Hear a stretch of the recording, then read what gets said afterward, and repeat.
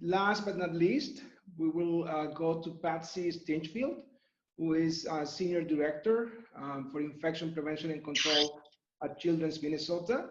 And PATSY will speak about engaging with immigrant communities to increase vaccine acceptance and uptake, a Somali-American community example. Over to you, PATSY. Thank you so much. It's great to be with everyone. It's a very, very high honor to be invited to speak today. I am thrilled actually to be the caboose, to be the closer, because you'll hear so many things in the story I'm about to tell of our Somali-American community with measles in 2017 here in Minnesota. You'll hear, we heard so much this morning about fear and trust and relationships and messages and messengers. And so I think this story is really going to sort of tie it all together. I want to just have note that I have no disclosures, but also want to thank my colleagues at the Minnesota Department of Health who shared some research, some of their slides I will use, and also really want to thank the parents. Our Somali parents throughout the measles outbreak really taught us so much, and they did provide us written consent for some of the photographs that you will see that have been helpful to many. So your first question might be, hold on a second, why would Somalis go to Minnesota? It's cold there. There's a very excellent book by Ahmed Youssef through the Minnesota Historical Society that sort of catalogs all this. But basically, primary refugees began coming to a state of refugees, early refugees and immigrants being Irish and Swedish and German, and now more in closer to this time is Somali, Liberian, and many Hmong individuals from Laos. We're the largest population in those three communities here in Minnesota. And so what brings them here? Jobs, acceptance, quality of life. We have a very strong social service system that is welcoming. And as our Somali community came, we realized this is such an oral society. They really rely on word of mouth, on sort of speaking within and their community, and relying on their religious leaders as messengers, important messengers. And so the American Community Survey in 2017 had Minnesota as the largest Somali community in the United States, and I think we still hold that. And there were over 52,000 individuals, both primary and secondary migration here. So word did spread within refugee camps that Minnesota was welcoming and that this was a place to consider. And we had new Somali refugees that we welcomed, and our highest year was in 2006 with over 3,600, and our lowest year you can see in 2018. And so we know that Somalis have become assimilated and have even held positions in Congress. So the measles outbreak, how did that happen? I want to just point out that our Somali children, this is Minneapolis, Hennepin County, 2-year-olds, they were higher immunized than anybody else back in 2004 with all vaccines, 92% in the red line there. The blue line are all other 2-year-old Minneapolis, Hennepin County residents, and that number really hasn't changed too much. That has stayed pretty steady and is that around the high 80s today. Whereas our Somali children, you can see in 04 and 05, 06, still pretty high, but 07, 08, the idea of MMR causing autism began to infiltrate into the community. And then our local anti-vaccine groups here got a hold of that and really actively started promoting that message. And then in 2010, 2011, actually, the anti-vaccine group invited Andrew Wakefield, who had the origins of the MMR causing autism study, which of course has been since debunked, but invited him to come and meet not with the whole community, but very strategically to meet just with the imams in a closed door session. Then what we saw was a message back out through the mosque to not give your children MMR vaccine. Eventually that MMR dropped down to 42%, and we still are struggling back today. The pandemic did not help our immunization rates at all. And it's not like we didn't see this coming. So here's a 2002, we hired a Somali film crew and Somali providers, and we made a video in VCR. That's how far back that went. We saw it coming, and we were trying to reach out to families in their language by their clinical leaders, but we didn't get through. And the public health department, the clinicians were all working, and after the outbreak, I had the great fortune of talking to so many of the parents, asking them their thoughts about how we got into this situation. And here's a quote from one of the moms in 2017 who said, "All I knew was that when I came to America," so this was information in the refugee camp, "don't take the triple shot, don't take that MMR. I don't know why, but now I have evidence of how dangerous it is to protect your children." And so she just knew she wasn't supposed to do that, and then regretted it deeply. In 2011, some of our family practice colleagues did some studies and really basically documented what we knew, which was that Somali parents were significantly more likely to believe that autism was caused by vaccines, and specifically MMR vaccine. 35% versus 8% in the non-Somali. So what happened? The MMR vaccine rates dropped dangerously low, and then one day in our children's hospital where I work, emergency room, in started young children, mostly preschool, mostly Somali kids looking like this.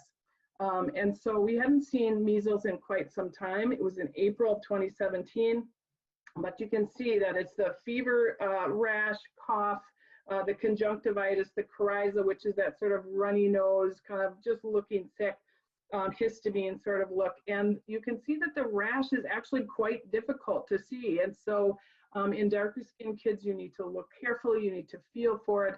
And we all need to have measles on the forefront of our mind as we go through with the pandemic impacting our vaccine rates.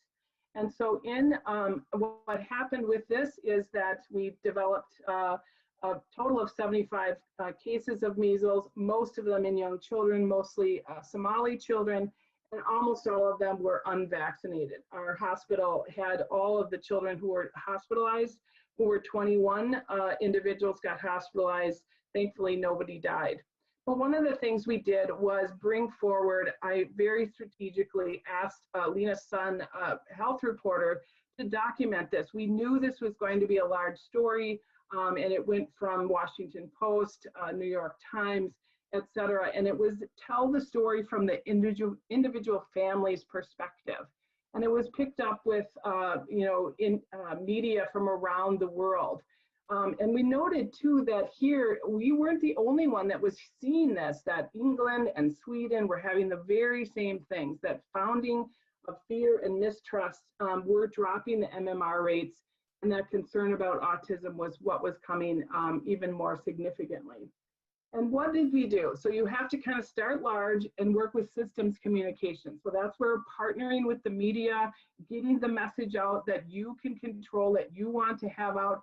Again, the message, but also the messenger. And so I'm here at 6 o'clock in the morning, Minnesota time, live with my Somali colleague, Simon Nurali, who had never done a media interview ever before. And there she was, BBC Live, holding my hand underneath the table, squeezing it mightily. But that's the point. We have to go together, we have to represent together, and we have to have the right messengers. She did a fantastic job. In fact, Canadian Broadcasting the next day only wanted to talk to her. So I succeeded in my mentoring.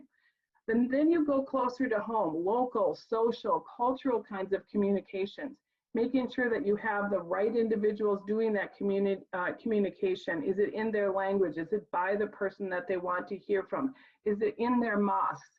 Is it where they want to learn? And then also down even to the one-on-one. So we have a lot of those opportunities in healthcare, whether it's in the hospital when the child has measles or in the clinic. Building that trust and the trusted individuals is such an important part of the story. And then we take that team out and we went mosque to mosque and talked to the imams, trusted people, and we broke it down. So I talked about MMR. The gentleman next to me in the American Academy of Pediatrics chapter president talked about measles itself, the dangers of measles. And the next individual pediatrician talked about autism. Break these topics apart and then go together with the trusted individuals in the community. So we did a lot of different things. We developed a Somali employee resource group within our organization that has been really a thriving and even better group than before. We had developed a clinicians listening dinner. So what are we doing wrong? And this was for all Somali clinicians, from the Mayo Clinic to the Children's Minnesota, and just asking individuals, what are we doing wrong? What else should we be doing? We had imam meetings, we had dinners. So we've, for 3 years in a row, we've developed Ramadan Eid dinners and had the community come in, seeing that we are a trustworthy group. We did lots of public meeting, and mostly we're developing very earnestly, our staff should look like the families that we serve, and healthcare has a long way to go in this, but having our Somali staff help us lead. And then our public health interventions, our state health department folks did a lot with outreach, community meetings, using media, newspapers, and ads. And then they did a survey afterwards and asked, the MD Minnesota Department of Health asked 300 parents who previously were unvaccinated and who were afraid during the outbreak and then got vaccinated. Why did you change your mind? How did it impact you? And what they said was 95% of these individuals said, I am afraid of measles. So the fear of the disease was what drove them to get their child vaccinated. And then when we asked them, well, who were the people that you trusted? It was, again, strongly the healthcare providers. And then afterwards, they said, well, how did it go? How did that MMR go? 80% of them said it was well tolerated. So in closing, we had lessons learned is that fear and mistrust are major obstacles.